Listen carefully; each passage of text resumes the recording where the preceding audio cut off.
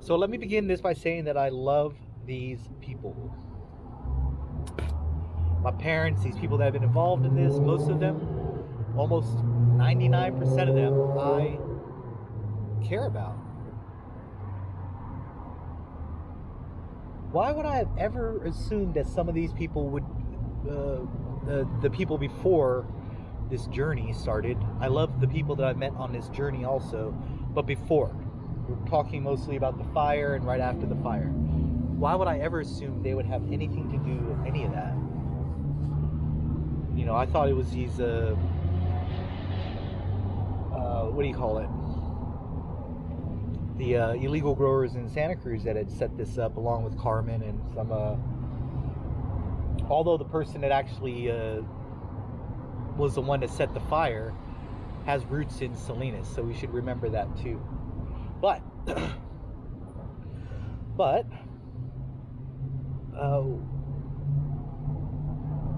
not long after the fire, a buddy of mine, Michael Wren, he said that he would let me keep my things at his house while I'm transitioning out of Santa Cruz or whatever. And so we had a lot of conversations. We've been talking a lot on the phone or in person even. And there were some interesting conversations between me and him, and then between me and my mother, of course, separately. I need to be clear, even though you know, my mom and my dad, especially my dad after my recovery, knew a lot of my friends, but my mother always has known all of my friends. My sister knows all of my girlfriends, if not by in person, but through even telephone calls, because it's just always been like that.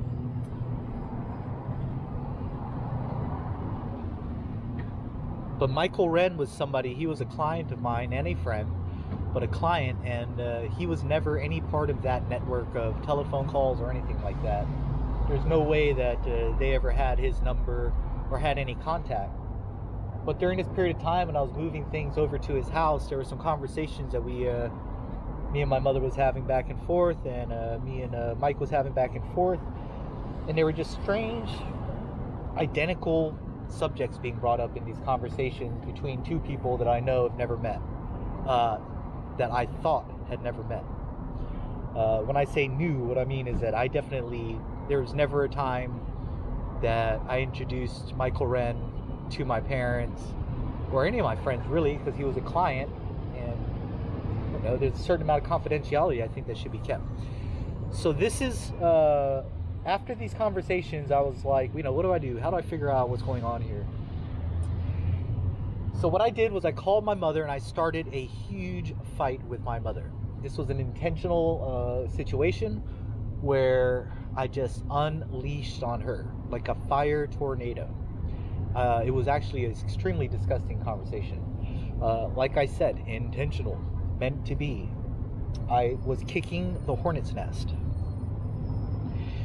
Upon hanging up with her, within 3 minutes of hanging up with her, I get a call from Michael Wren. Hey, what's up, buddy? Yeah, I need you over here, man. All right, well, I go over there. He's a friend. He says he needs help. He's helping me in the middle of a crisis. So I went. Of course I went. I would have went whether there was a crisis or not. He's my friend. I love my friends.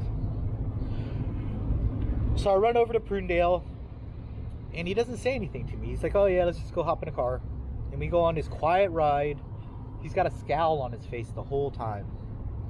I kind of ask him what's going on. He's all like, oh, we're just going to drive. And he went to go take care of something. And then we came back to the house. Maybe 30 minutes, 25 minutes. Nothing said. I didn't help him lift anything. He didn't need me. There's no reason for him to even need me. And anyway,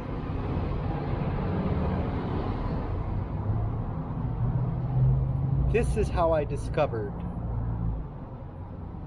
that they're using this telegraphing kind of communication to, I guess, fuck with me or something.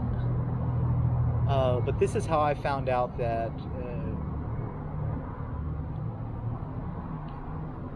that they know each other. It was pretty damn amazing, actually. And the thing is, you would imagine I would have just been like falling apart after that. Oh, after all the other kind of things too. My mother's troublemaker shirt and all this other crap. You know, I mean, house being set on fire. Jesus Christ. But it wasn't surprising. It was starting to make things a little bit more clear. Why it is that the people, how it is that they think they're going to get away with all this, I do not know. Because of everything that I know now, I couldn't have known it at the time of the fire, because why would I presume these people would do anything like that? But anyway, this is how I discovered that Michael Wren and my mother are acquainted, which is a virtual impossibility considering I never shared the number with anyone of my family, nor did they ever even know about Michael Wren. It's a bit of a ramble, but I'm going to end there.